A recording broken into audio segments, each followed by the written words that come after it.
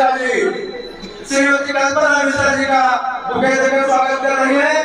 अब मैं निवेदन करना चाहूंगा बहुजन समाज पार्टी के बरेली मंडल के मुख्य सेक्टर कोऑर्डिनेटर आदरणीय माननीय जवाहर जी से कि वो आए बुके देकर श्रीमती कल्पना मिश्रा जी का स्वागत करें।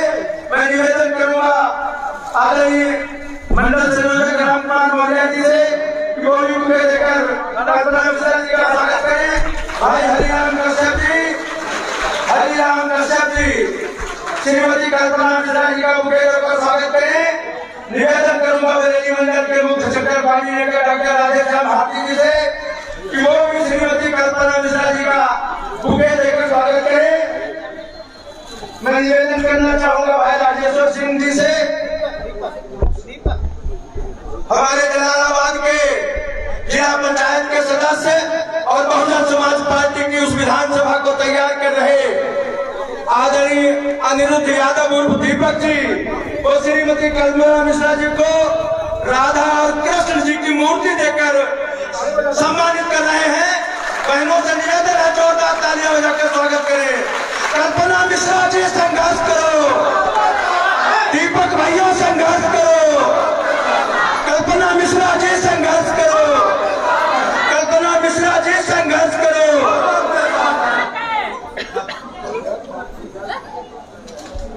मैं निवेदन करना चाहूंगा विधानसभा अध्यक्ष जी से कि वो पूर्व मंत्री आदरणीय नकुल दुबे जी को बुके देकर सम्मानित करें।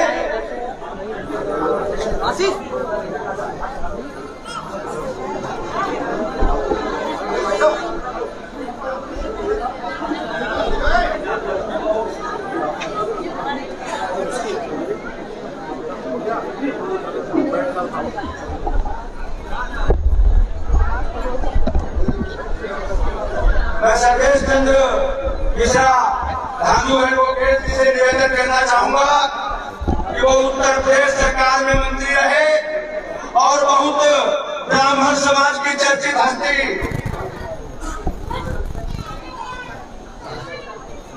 नकुल दुबे जी जिनको उत्तर प्रदेश सरकार में बड़े गौरव से जाना जाता है। लखनऊ की क्रांतिकारी धरती पर बहुजन समाज पार्टी को पूरे उत्तर प्रदेश में लगातार मजबूत करने का काम कर रहे परम आदरणीय मंत्री जी को मैं निवेदन करना चाहूंगा धानु जी से कि वो बुके देकर सम्मानित करें माननीय मंत्री जी का।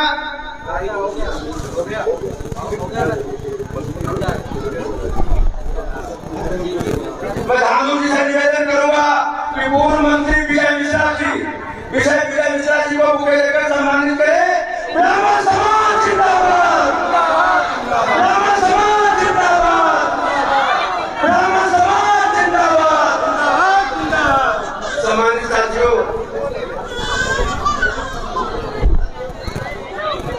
सम्मानित साथियों, आज अमर शहीदों की इस क्रांतिकारी धरती पर पंडित राम प्रसाद बिस्मिल की दो पंक्तियों के साथ मैं पूर्व मंत्री नकुल दुबे जी को आमंत्रित करना चाहता हूं कि सरफरोशी की तमन्ना अब हमारे दिल में है।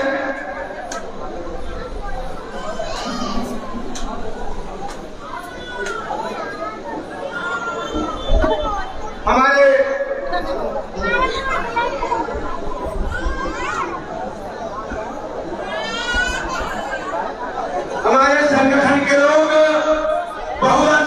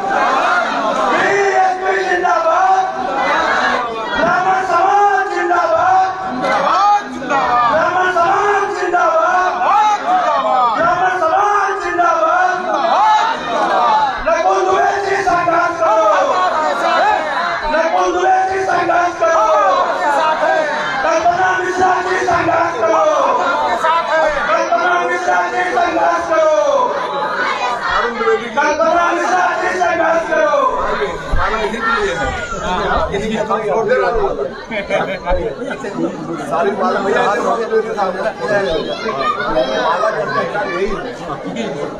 जो है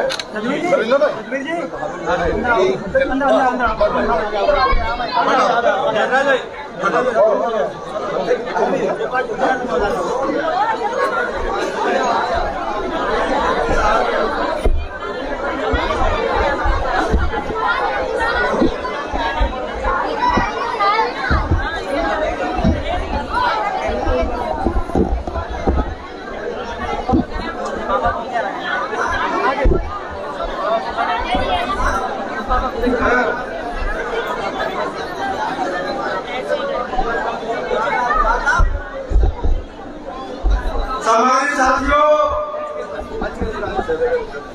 आज अमर शहीदों की इस क्रांतिकारी धरती पर हर मीडिया चैनल के हमारे पत्रकार बंधु आए हैं।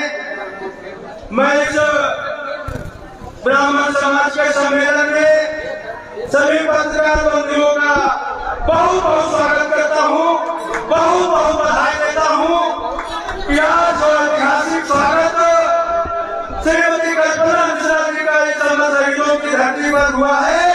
आज शाहजहांपुर की महिलाएं ये सिद्ध करती हैं कि आने वाली 2022 में बैंक माई मायावती जी उत्तर प्रदेश की मुख्यमंत्री बनेगी। मैं निवेदन करना चाहूंगा अपने विधानसभा के अध्यक्ष आदरणीय सुरेंद्र गोकेल जी से और हमारे नगर अध्यक्ष राशिद कुरैशी जी से कि वो भी श्रीमती कल्पना मिश्रा जी को बुके देकर सम्मानित कर रहे हैं। हमारे विधानसभा के अध्यक्ष सुरेंद्र गोकेल जी और नगर के अध्यक्ष छोटे भाई राशिद कुरैशी जी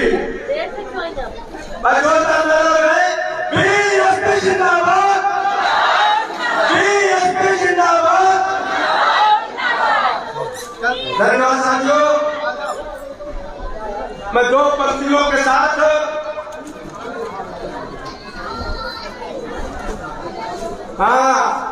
दूल्हा बच गया, दूल्हा हमारे भानु मिश्रा एडवोकेट जी की धर्मपत्नी श्रीमती आराधना मिश्रा जी, आराधना मिश्रा जी, मैं निवेदन करना चाहूंगा वो है आराधना मिश्रा जी हैं और वो श्रीमती कल्पना मिश्रा जी को बुके देकर सम्मानित करना चाहती हैं। जो तालियां हो जाए, बीएसपी जिंदाबाद, आराधना मिश्रा कल्पना मिश्रा जिंदाबाद, आराधना मिश्रा कल्पना मिश्रा जिंदाबाद। सम्मानित साथियों, हमारी शाहजहांपुर की सुरक्षित विधानसभा पुनाया को तैयार कर रहे बहुजन समाज पार्टी के पूर्व जिलाध्यक्ष मुरादाबाद बरेली मंडल के पूर्व में कोऑर्डिनेटर रहे आदरणीय उदयवीर सिंह जी भी हमारे बीच आ गए हैं। मैं अपने काफिले के साथ मैं उनसे निवेदन करना चाहूंगा क्योंकि वो भी कृपया नकुल द्विवेदी जी के पास आपने कृपा करे, हमारे माननीय मंत्री जी नकुल द्विवेदी जी के पास। अब मैं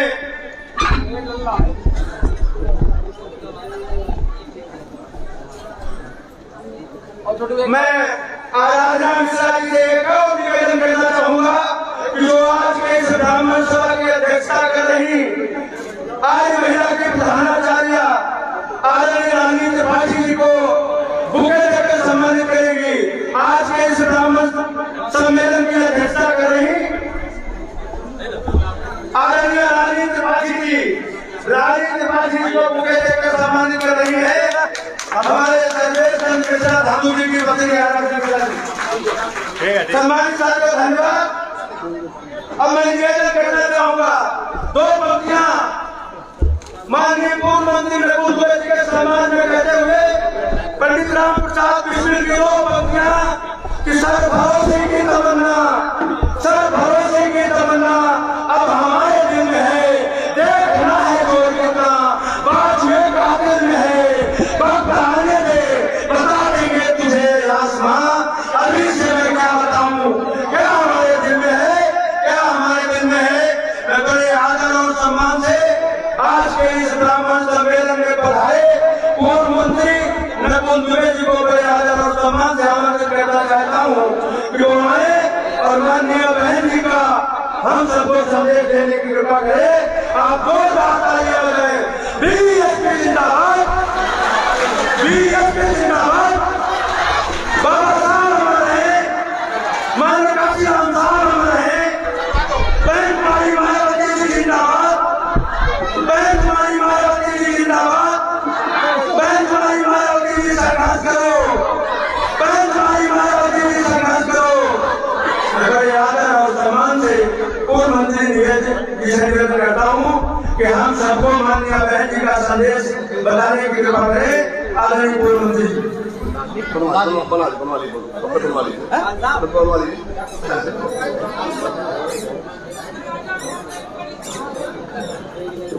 अब आप लोग बैठ जाइए, फोटोग्राफर बंद है लाइन में। हम आइए,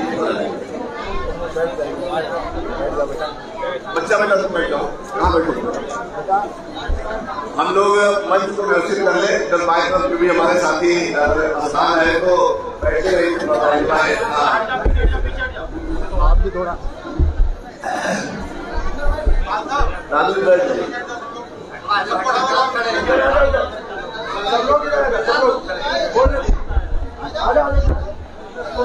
सुरक्षा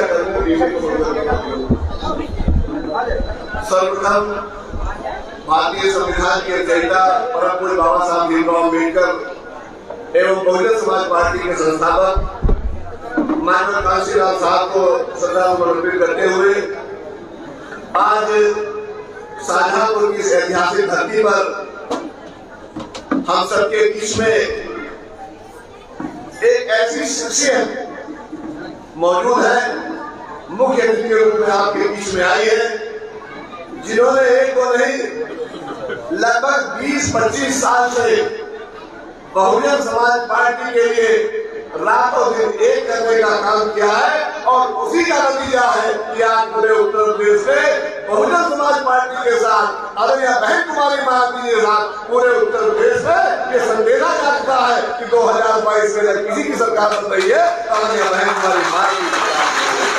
मैं साधुवाद देता हूँ, आशीर्वाद तो हम लोगों को मिलता ही है, लेकिन पंडित सतीश चंद्र मिश्रा जी के पीछे अगर कोई सबसे बड़ी ताकत लगी हुई है, माननीय सतीश चंद्र मिश्रा जी ने 23 जुलाई 2021 से लेकर के 7 सितंबर 2021 के बीच में पूरे उत्तर प्रदेश में 30,000 किलोमीटर चल करके अपने समाज के साथ साथ सर्व समाज के दुख और तकलीफ को जानने का कार्य किया है। आज आदरणीय मुख्यमंत्री महोदय आपके बीच में आई है, माताओं बहनों के बीच में आई है, नारी शक्ति के बीच में आई है। वो क्या करने आई है?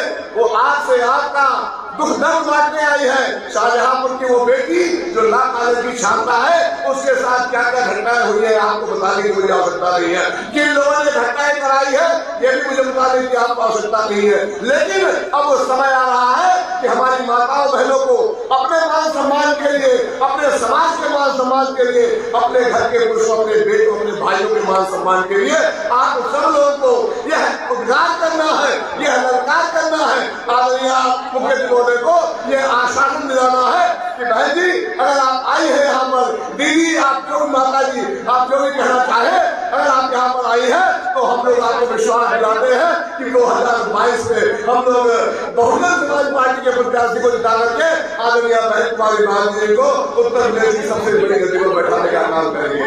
मैं आप सबसे कह देना चाहता हूँ, मुख्यमंत्री महोदय को बोलने के लिए बुला रहा हूँ, आप लोग खूब शांति से इनकी बातों को सुनिएगा। हमारे भाई लोग की तादाद में हम बैठे हुए हैं, इनकी बातों को सुन करके उनको अपने साथ लेकर के जाने का काम करिएगा। भारतीय जनता पार्टी ने क्या तमाशा किया है ये सब आप लोग को मालूम है, ये सब आप लोग की जानकारी में है। लेकिन भारतीय जनता पार्टी को सबक सिखाने के लिए हमारे साथ साथ आप सबको आगे आना पड़ेगा। मैं बड़े आदर और सम्मान के साथ आमंत्रित करता हूँ, मैं बड़े ही आदर और सम्मान के साथ आमंत्रित करता हूँ आदरणीय श्री कल्पना मिश्रा जी को, कृपया वो माइक पर आए, हम सबको आशीर्वाद दें और हम सबका आह्वान करें कि 2022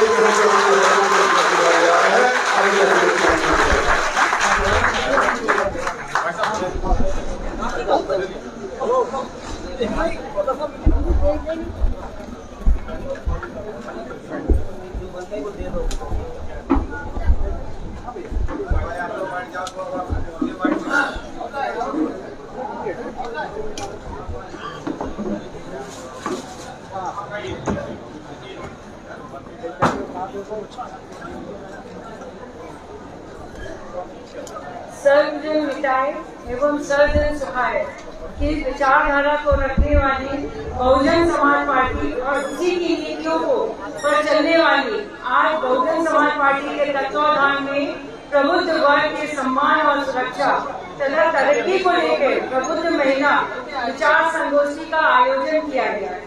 इस संगोष्ठी का उद्देश्य बीएसपी की रीति और नीति के बारे में प्रचार और प्रसार करना है तथा उनके अनुसार चलना है और लोगों को जब पिछली सरकार थी उसमें बीएसपी की सरकार ने क्या उनको फायदे दिए और आगे वाली सरकार में अगर आती है सरकार तो उसको क्या फायदा मिलने वाला है, इसके लिए जागरूक करना है। यहाँ पे उपस्थित हमारे मंच में और हमारी माताएं बहनें जो सामने बैठी हैं उनका बहुत बहुत स्वागत है। जैसा कि अभी नकुल जी ने कहा कि माननीय मिश्रा जी पिछले 23 जुलाई से 75 जनपद में जाकर सर्व समाज तथा खास तौर से ब्राह्मणों को एकजुट करने के लिए अथक प्रयास करते रहे। उनके साथ कंधा से कंधा मिलाकर श्री नकुल द्विवेदी एवं अरुण द्विवेदी जी उनके साथ रहे। तो पत्नी होने के नाते हमारा भी एक कर्तव्य बनता है कि हम उनके इस कार्यक्रम में सहयोग करें और उनका साथ दें। 2007 में जब सर्व समाज के सहमत से सम्मानपूर्ण बहुमत की सरकार बनी थी तब बहन जी का शासनकाल आप लोगों ने उनका शासनकाल भी देखा, उनका अनुशासन भी देखा, साथ साथ में आपने कानून व्यवस्था भी देखी। उस समय जो कानून व्यवस्था 2007 से 12 की थी उसमें हमारी माँ बहनें बेटियां सब बहुत महफूज थी। यहाँ तक कि अगर रात को भी उनको जाना पड़े तो वो अपना जाके काम कर सकती थी क्योंकि उनको पूरा विश्वास था कि हमारी बहन जी की सरकार में कोई भी बुरी नजर से हमको नहीं देख सकता है और वो अपना काम करती थी। इसके वर्तमान सरकार में बीजेपी की सरकार में रोज हमारी बहू बेटियों और माताओं के साथ कुछ न कुछ घटना घटती रहती है। हर 2 घंटे में आपको एक रेप की बलात्कार की न्यूज मिल जाएगी। सुनने में आता है कि उस लड़की का वहाँ बलात्कार हो गया, यहाँ हो गया। कोई भी माता बहने ना तो अपने ऑफिस में ना घर में कहीं भी सुरक्षित नहीं। इसी प्रकार इससे पहले बीजेपी सरकार के पहले जब समाजवादी पार्टी की सरकार आई थी तो उन्होंने वो तो आप लोग नाम से ही जानते हैं कि गुंडा राज की सरकार कही जाती थी। उस सरकार को लोग गुंडा राज कहते थे क्योंकि उनके कार्यकर्ता जिस पे नजर पड़ गए उनके घर को हड़पने या किसी भी जहाँ के उनको हथियाने की कोशिश में लगे रहते थे। माँ बेटियां बहन भी उनकी सरकार में महफूज नहीं थी। साथ में विकास के काम के नाम पे उन्होंने क्या किया कि बहन जी के जो काम थे, प्रोजेक्ट थे, उनपे सिर्फ मोहर लगाने का काम किया।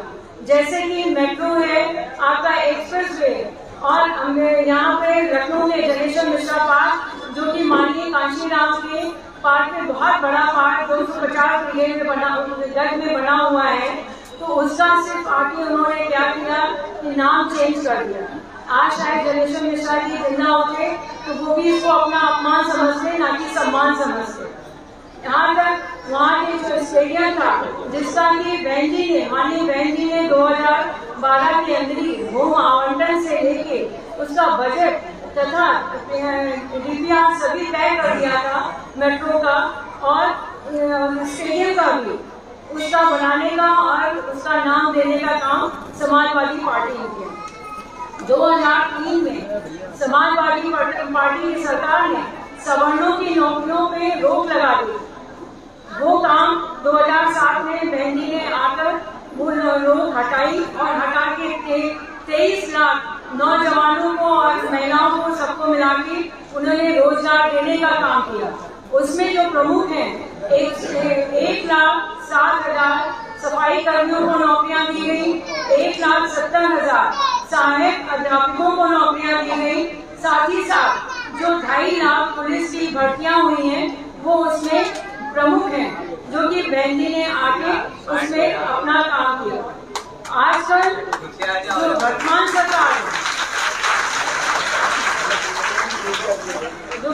सरकार है वो रोजगार देने का नहीं, छीनने का काम कर रही है। नौजवान परेशान है, बहू बेटियां सब परेशान है। उन्होंने यहाँ तक कि लड़कियों को तो छोड़िए, नौजवान भी परेशान है। उनको भी एक खास ब्राह्मण समाज के लोगों, आप लोगों को सभी को मालूम होगा, उस के नाम पे पुलिस एनकाउंटर करने के पे वहाँ हत्याएं की जा रही हैं। एक विशेष जाति के साथ घोर अत्याचार हो रहा है जो कि चरम सीमा पे है। आपने खुशी दुबे का नाम सुना होगा।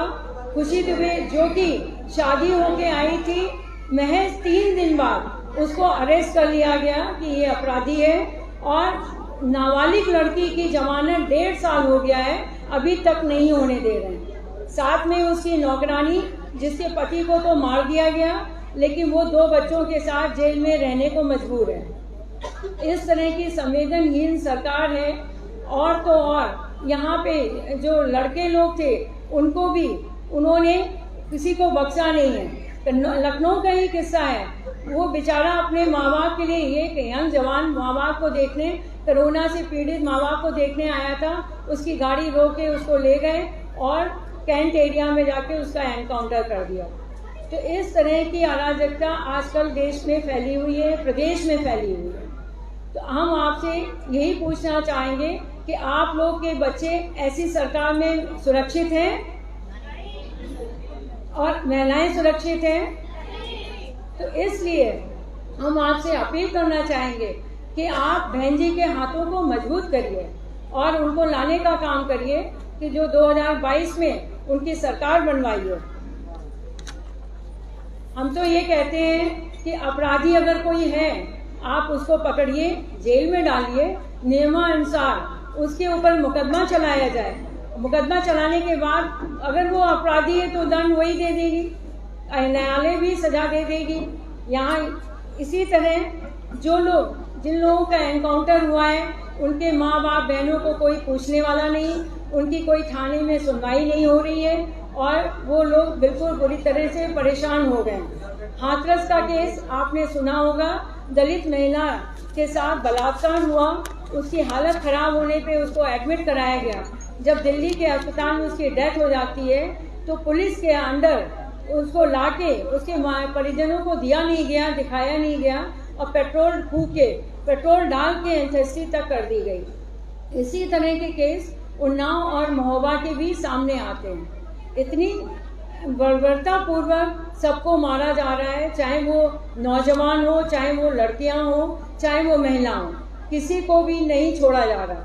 कब कहाँ किसका मौका लग जाए वही काम किया जा रहा है, जो कि नहीं होना चाहिए। इस तरह से ये सरकार भय और असुरक्षा का वातावरण समाज में धर्म के नाम पे और अपराध के नाम पे पैदा कर रही है। और इतिहास गवाह है कि विकास वहीं होता है जहाँ पे अमन, शांति और आपकी सुरक्षा होती है। वर्तमान समय में आप लोग गृहिणी हैं, हम आपसे पूछ सकते हैं सबसे महंगी क्या चीज़ है आपके लिए? आपकी रसोई, जिसमें हर सामान का दाम आसमान छू रहा है, जो कि कम आमदनी वाले लोगों से पहुंच से बाहर हो रही है। आपका गैस का सिलेंडर देखते देखते 400 से 1000 रुपए के ऊपर पहुंच गया है। आपका तेल का पैकेट चौगुना हो गया है और साथ में पेट्रोल डीजल के भाव तो छोड़िए, आटा, दाल, चावल, आलू, प्याज के भी दाम डबल क्या चौबल हो गए। जो 10 रुपए किलो आलू मिलता था वो आजकल 40 रुपए मिल रहा है। इसी तरह टमाटर भी। तो ये बताइए, आम जनता जो मध्यम परिवार से है या गरीब हैं, वो कैसे अपना खर्च चलाएं? और रोजगार के नाम पे बीजेपी की सरकार कहती है आप पढ़े लिखे हो, ठीक है, आप जाके पकौड़े बेचिए, पकौड़े बनाइए, चाय बेचिए और पकौड़े बेचिए। तो वो सोचिए पढ़े लिखे नौजवानों को कैसा लग रहा होगा कि जिनसे कहा जा रहा है कि आप पढ़ लिख के आ गए हैं, तो इससे तो वो पढ़ाई ना करते तो ज़्यादा अच्छा था।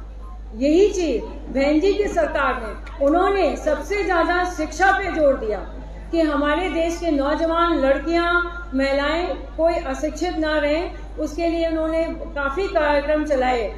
यही नहीं, अभी विगत कुछ दिनों से सुनाई पड़ रहा है कि 1 पैकेट तेल कहीं दिया जा रहा है, कहीं 5 किलो आटा या 5 किलो चावल। हम आप ही से पूछना चाहेंगे कि 5 किलो चावल अगर 1 या 2 बार भी दे दिया गया तो उससे आप लोगों की रोटी चल जाएगी? नहीं चल जाएगी। तो आप लोगों को क्या चाहिए? जो कि आपकी बंधी आमदनी जिसमें हो वो चाहिए। तो इसलिए इस सरकार का आप ही लोग देख लीजिए, ये सब छलावा है, आपको धोखे में रख के वोट लेने का काम हो रहा है। यही नहीं, आप लोग इसमें से काफ़ी लोग टीचर होंगे जो जानते होंगे कि वित्त विहीन शिक्षक और कर्मचारी आजकल जो कि लाखों की संख्या में हमारे प्रदेश में मौजूद हैं, उनकी समस्या बहुत ही गंभीर हो रही है कि उनको कोई उचित मानदेय नहीं मिल रहा है। सारी सरकारों ने, कांग्रेस ने, सपा ने और यहाँ तक कि बीजेपी की सरकार ने प्रलोभन देके कि हम आपको सम्मानजनक मानदेय देंगे, साथ में नियमावली भी बनाएंगे, उनको बेवकूफ़ बना के वोट लेने का काम किया और ओपनली कहा आप हमको जिता के लाइए, फिर हम आपके लिए सोचेंगे। जब उन्होंने अपनी मांगे पूरी करने के लिए कहा कि आप अपने मैनिफेस्टो में दे दीजिए, तो कांग्रेस ने नहीं लिखा, फिर इसी तरह से उन्होंने भी लौटा दिया। बीजेपी की सरकार ने तो हद कर दी, संवेदनहीन सरकार हम कहेंगे। जब उन्होंने अपनी मांगों के लिए प्रदर्शन किया, विधानसभा के सारे प्रदेश के लोग शिक्षक आके जब प्रदर्शन किया तो उनको क्या मिला? लाठियां मिली, लाठियां भाजी। तो उसमें एक शिक्षिका जो कि आत्मसम्मान से भरी हुई थी, उसने अपना उसी समय सर मुड़वाया और कहा आज मैंने बीजेपी सरकार के मुखिया का कर्मकांड कर दिया है। तो ये सुनने के बाद मुखिया ने ये जवाब भेजा कि इन लोग हैं इसी लायक, इनकी यही दुर्दशा होनी चाहिए। आप लोगों को किसी को इस पे ध्यान देने की जरूरत नहीं है। तो और इसके साथ ही साथ हम लोग बनारस गए थे यही मिश्रा जी की इलेक्शन मीटिंग में, तो वहाँ पर भी जो अंध विद्यालय जो एक चल रहा था इंटर कॉलेज, उसको बंद कर दिया गया। वो लोग सड़कों पे उतरने पे मजबूर हो गए। लौट के आए, नेक्स्ट डे पेपर में पढ़ रहे हैं कि उनके बालकों अंध जो छात्र छात्राएं थी उनके ऊपर पुलिस ने लाठियां भाजने का काम किया। तो हम आपसे पूछना चाहेंगे, इतनी संवेदनहीन सरकार तो कभी नहीं रही है जितना कि आजकल वर्तमान समय में बीजेपी की सरकार है। जो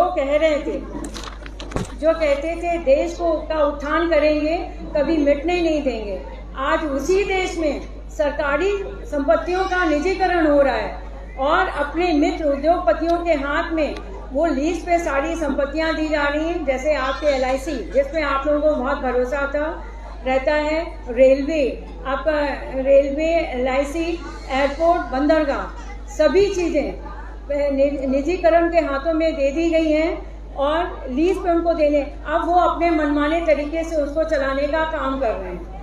अभी घटना सामने आई कि मैंगलोर एयरपोर्ट पे उसका नाम बदल के खास उद्योगपति के नाम पे रख दिया गया, तो वहाँ के लोगों ने काफ़ी विरोध किया, आंदोलन किया। हमें बहुत खुशी है कि उनके आंदोलन से वो नाम फिर वापस लिया गया, जो ओरिजिनल नाम था वही मैंगलोर एयरपोर्ट का नाम रखा गया। हम चाहेंगे, आप लोगों से अपील है, हम लोग भी इनकी इन नीतियों का, अगर ये जबरदस्ती तानाशाही की नीतियाँ हैं, उनका विरोध करें और आंदोलन करें, तो शायद हम लोग कहीं किसी मुकाम पे पहुंच सकते हैं। अब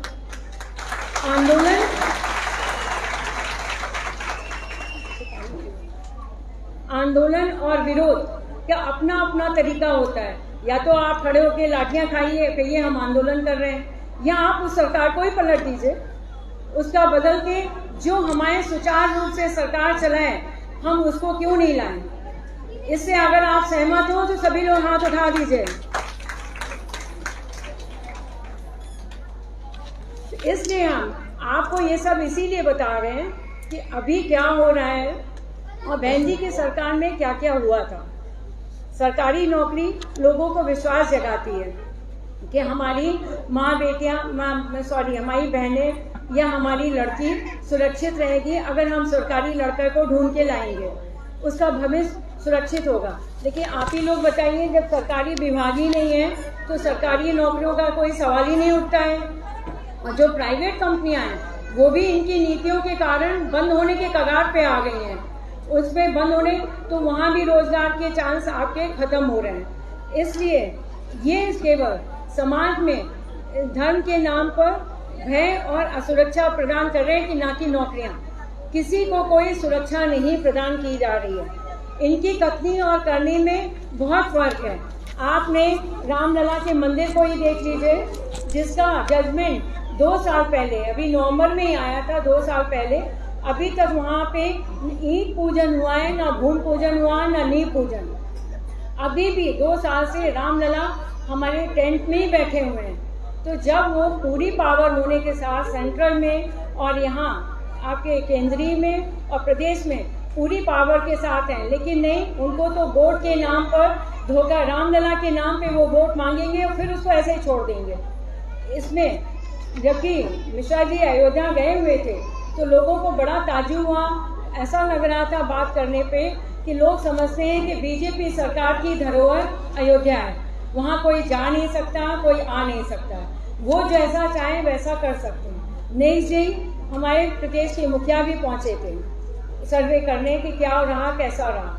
हम आपको बताना चाहेंगे, रामलला का मंदिर का बीजेपी सरकार अब ध्यान दे रही है। उससे पहले जब बहन जी की गवर्नमेंट आई थी 2007 में, तो उन्होंने अयोध्या का विकास सबसे पहले शुरू किया। उनके सीवर ट्रीटमेंट प्लांट के लिए 12 करोड़ रुपए का सेंक्शन करके सीवेज ट्रीटमेंट प्लांट लगाया गया, जिससे कि सरयू नदी मैली ना हो। घाटों का निर्माण किया गया। जहां आज ये दिवाली जलाते हैं, वो भी हमारे देश के कुम्हारों से दिए लेके नहीं जलाते हैं, चाइनीज दिए जलाते हैं। वहाँ पे वो घाटों का निर्माण महल कुमारी मायावती जी ने किया था। वहाँ पे 14 कोसी परिक्रमा होती है, उसका पूरा निर्माण, चौड़ी करना, सब सुख सुविधा का ध्यान रखना, पानी और शौचालय का सबका ध्यान रखना, उन्होंने 12 कोसी परिक्रमा को विकास किया था। साथ में इसी के साथ साथ बनारस में भी वहाँ 350 करोड़ का सीवेज ट्रीटमेंट प्लांट लगा, क्योंकि गंगा मैया हमारी बहुत बड़ी है, तो उनको उनकी सफाई के लिए सीवेज ट्रीटमेंट प्लांट लगा। और वहाँ के घाटों का एक करने का काम, सौंदर्यीकरण करने के साथ साथ आप 80 घाट में कहीं एक से चलना शुरू करिए, सारे जोड़ने का काम बहन मायावती जी ने किया था। वहाँ के हथकरघे आज भी बहन जी को याद करते हैं कि बहन जी के टाइम में उन्होंने हमको बहुत सुविधाएं दे रखी थी। अब मेरा धंधा जो है, जो बनारसी साड़ियों के नाम पे फेमस है, वो बंद होने के कगार पे आ गया है। वो कह रहे हैं हम अब प्योर सिल्क आपको नहीं दे सकते, हमको मजबूरन मिक्स करके देना पड़ रहा। वो चीज़ है ही नहीं। पहले जो बनारसी साड़ियाँ होती थी, अब वो नहीं। हथकरघे लोग बहुत परेशान हैं। इसी तरह उन्होंने कन्नौज, जो कि हमारा देश है, जहाँ हम पले बड़े हुए, वहाँ पे भी 140 करोड़ का बजट देके वहाँ पे न्यायालय नहीं था, ठीक से अदालत नहीं थी, उनका नया न्यायालय बनाया गया, जिला कारागार बनाया। साथ ही साथ उन्होंने वहाँ मेडिकल कॉलेज देने का काम किया। और लड़कियों के लिए, भाई वो भी छोटा शहर है, लोग कहते हैं हम कोएड में नहीं पढ़ाएंगे, लड़का लड़की एक साथ नहीं पढ़ेंगे, तो वो प्राइवेट पढ़ने में मजबूर थी। उनके लिए डिग्री कॉलेज बना के देने का काम किया। साथ ही साथ उन्होंने हर गांव में, जो कि मेरे आंखों देखा है कि जब हम 2009 में उसका सांसद का इलेक्शन था, तो हम डोर टू डोर गए, तो वहाँ देखा कि पूछा कि ये सड़कें किसने बनवाई। उन्होंने कहा बहन जी ने आते साथ सबसे पहले गांव की सड़कों का और ट्यूबवेल का और यहाँ के हैंडपम्प का इंतजाम कराया। वहाँ पे भी विकास हुआ, साथ साथ विठूर में भी विकास हुआ। ये लोग कहते हैं जय श्री राम, हम लोग कहते हैं जय सिया राम। जहाँ माता सीता जी का आखिरी में जीवन यापन हुआ, वहाँ पे उनका पूरा विकास किया गया। इसके साथ साथ वृंदावन में आप लोग जाइए तो देखिए पूरा कायाकल्प हो गया। यहाँ तक कि उन्होंने जहाँ विधवा आश्रम था, उनको बिल्कुल निःशुल्क रहने के लिए और उनके खाने के पीने का इंतजाम, निःशुल्क रहना, साथ ही साथ 100 बेड हॉस्पिटल बनाया।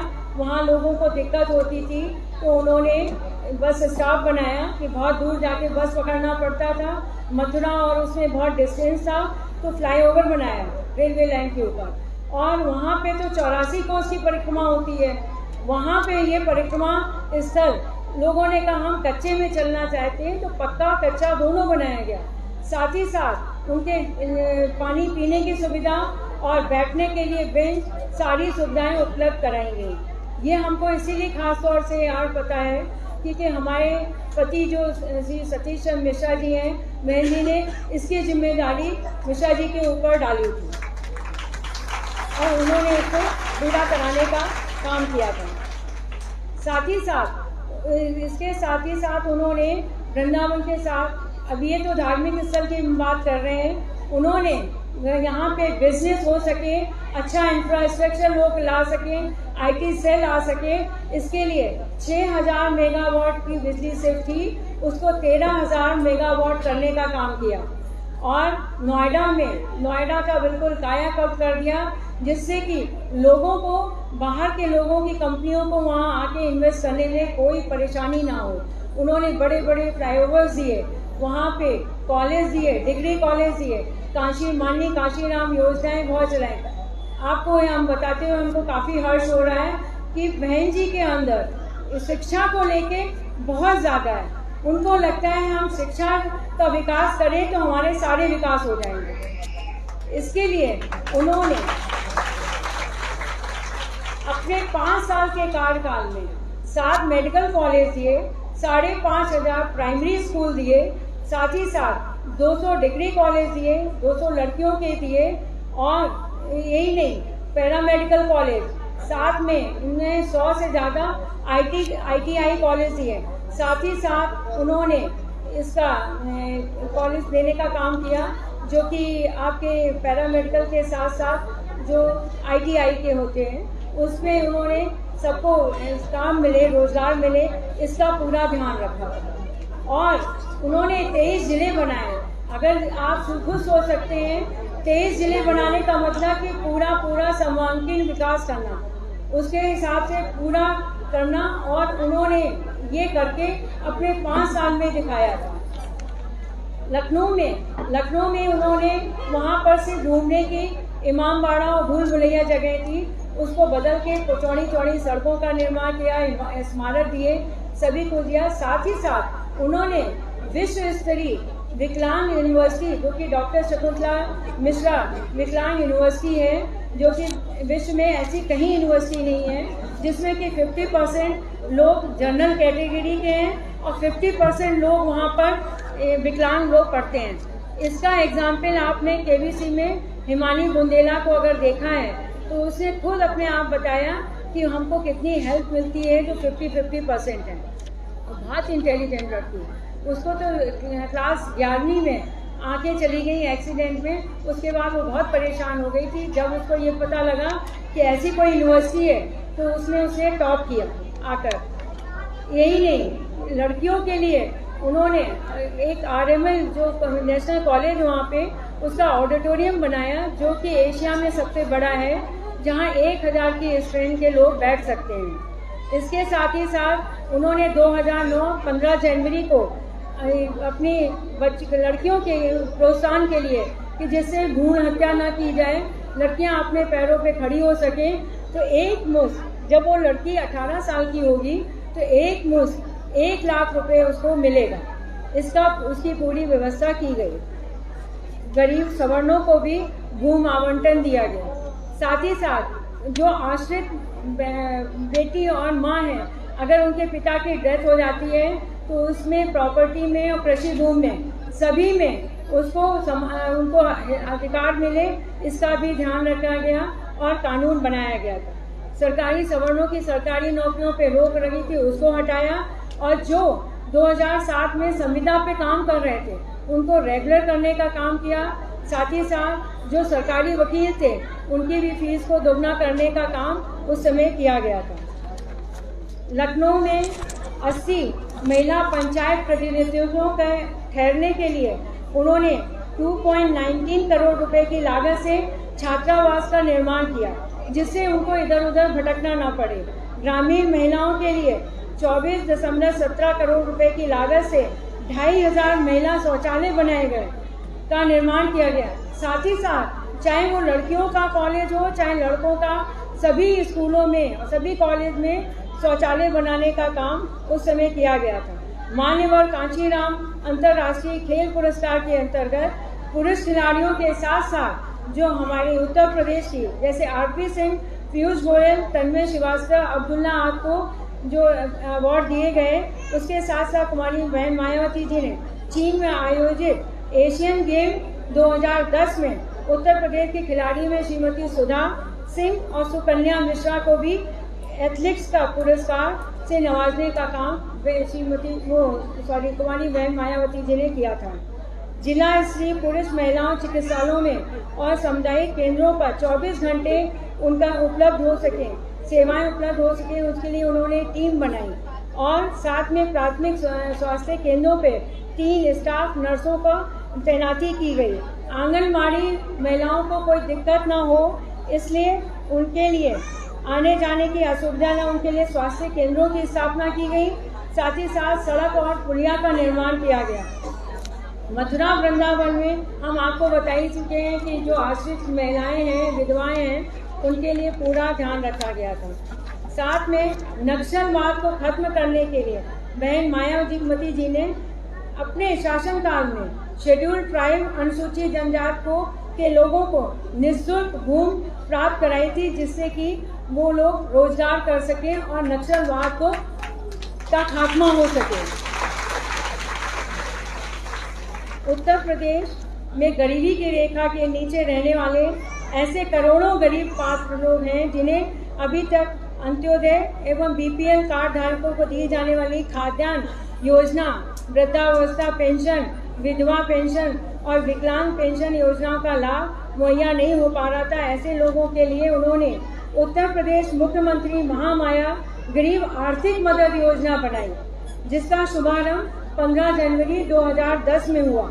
इस योजना में चयनित परिवारों की महिला मुखिया को 400 रुपये प्रति माह की दर से एक मुश्त 2400 रुपये की एक किस्त उनके खाते में देने का प्रबंध किया गया, ताकि गरीब गृहिणियों को परिवार में भूख से मुक्ति व आत्मसम्मान की रक्षा में उन्हें सहायता मिल सके।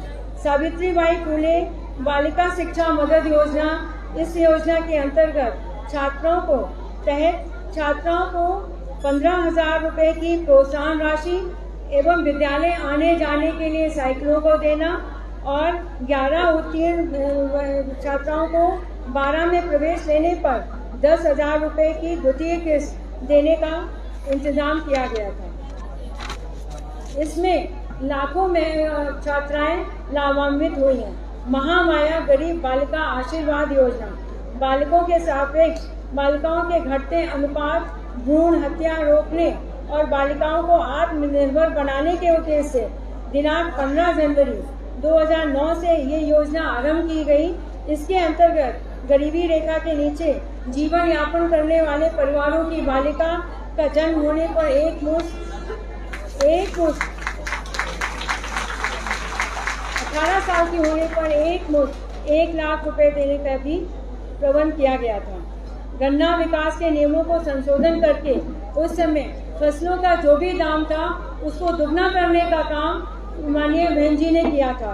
ग्रामीण क्षेत्रों में जो कि 17 करोड़ रुपए की धनराशि व्यय करते हुए 10-11 लाख मानव दिवस यानी डेली वेजेस रोजगार सृजित किए और उसमें अनुसूचित जनजाति के परिवारों हेतु 6,000 लाख मानव दिवस और महिलाओं हेतु 2,000 लाख मानव दिवस रोजगार उपलब्ध कराया, जो कि जिसको हम डेली वेजेस कह सकते हैं। डेली नौकरी करने वाले लोगों को प्रोत्साहित किया गया था।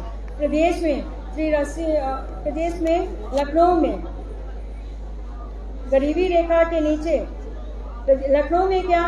लखनऊ में भी शौचालयों का कॉम्प्लेक्स का निर्माण हुआ। साथ ही साथ गरीबी रेखा के नीचे जीवन यापन करने वाले परिवारों की बालिकाओं को शिक्षा में प्रोत्साहन देने के लिए शिक्षा विभाग ने भी सावित्रीबाई फुले बालिका कल्याण योजना आरंभ कर 1 वर्षीय पाठ्यक्रम में 10,000 और 15,000 रुपए देने की व्यवस्था की गई।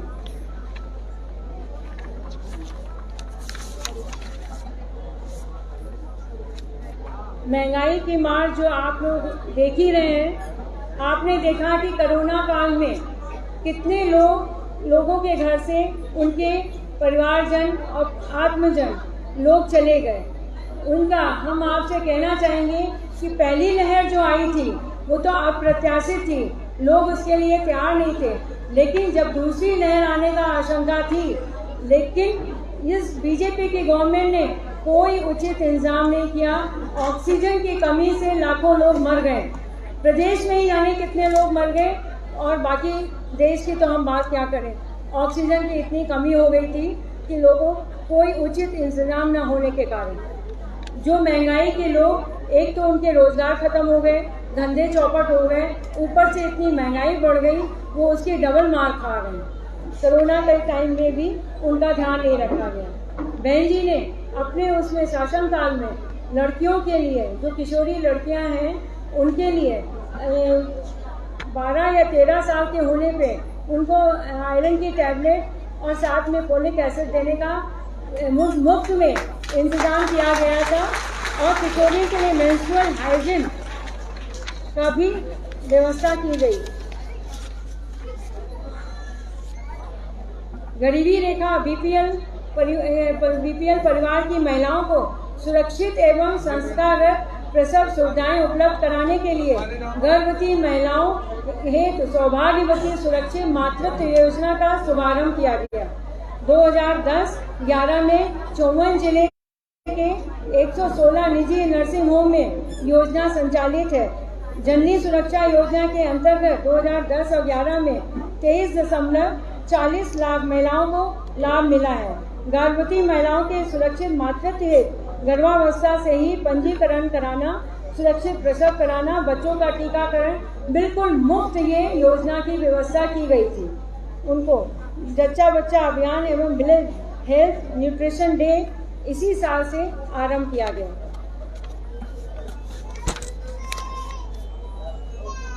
पैंतीस वर्ष की कम आयु वाली महिला जिसके पति का अगर देहांत हो जाता है, वो पुनर्विवाह करना चाहे, तो उसके लिए 11,000 रुपये देने की भी व्यवस्था की गई थी।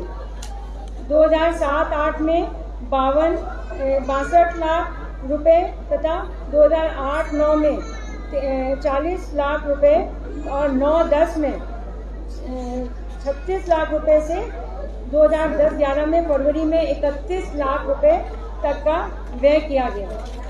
इस योजना के अंतर्गत उत्तर प्रदेश की महिलाएं अपने विरुद्ध कहीं कार्रवाई कराना है, रिपोर्ट दर्ज कराना है, इसकी सूचना सहजता से वो पहुंचा सकें, इसके लिए महिला थानाओं की व्यवस्था वो निर्माण किया गया। महिला थानों की स्थापना की गई और इसमें महिला पुलिस कर्मियों की तैनाती की गई, जिससे कोई बात बेहिचक होके महिलाएं अपनी शिकायत दर्ज कर सकें।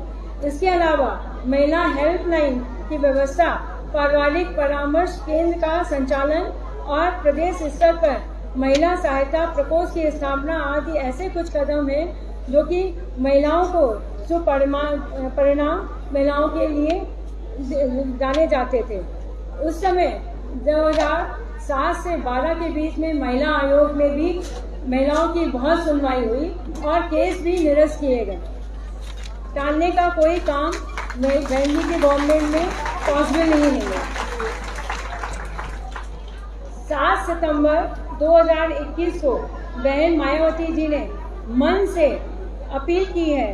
हम आपको एक बात बताना चाहते हैं कि बहन जी का कभी मैनिफेस्टो नहीं होता है।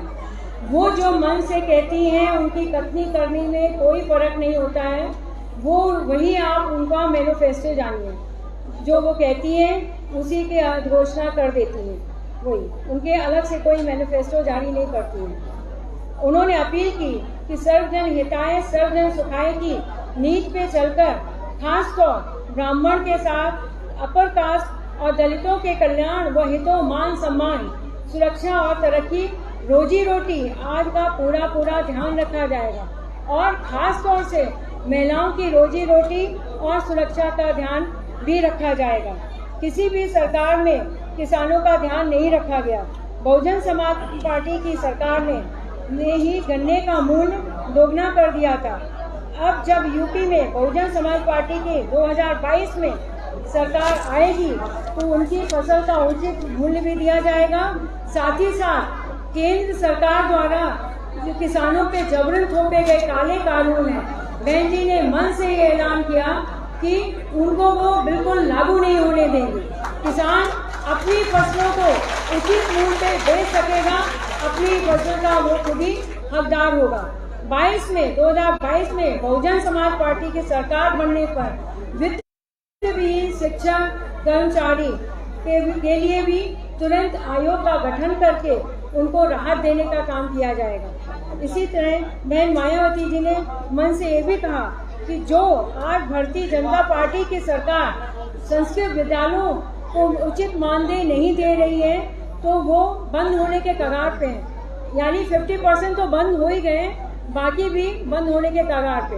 उन्होंने कहा 2022 में उनकी सरकार आने पर उनको उचित मानदेय दिया जाएगा और वो विद्यालय फिर से चलाए जाएंगे, उपलब्ध पुनः संचालित करने का काम किया जाएगा। उत्तर प्रदेश में विधवाओं को पेंशन दिलाने का काम किया था। महिला सुरक्षा के लिए महिला थानों की खोलने की भी व्यवस्था की गई।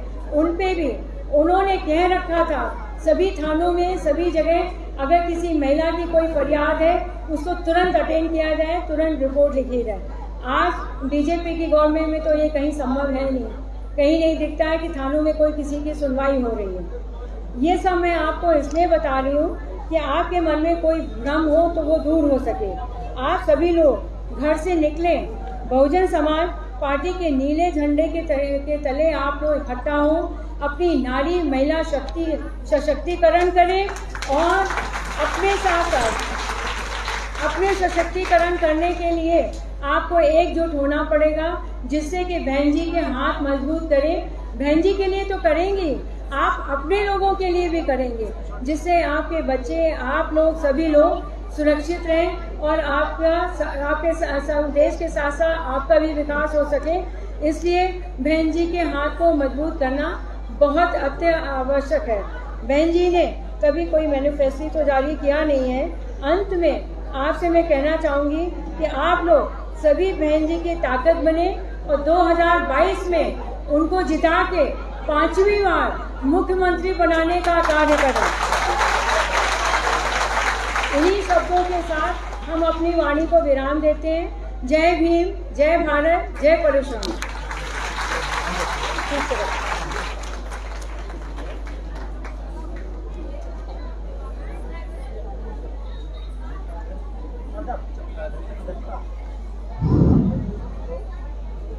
आज आपने मुख्य अतिथि महोदया के विचारों को विश्लेषण सुना। माननीय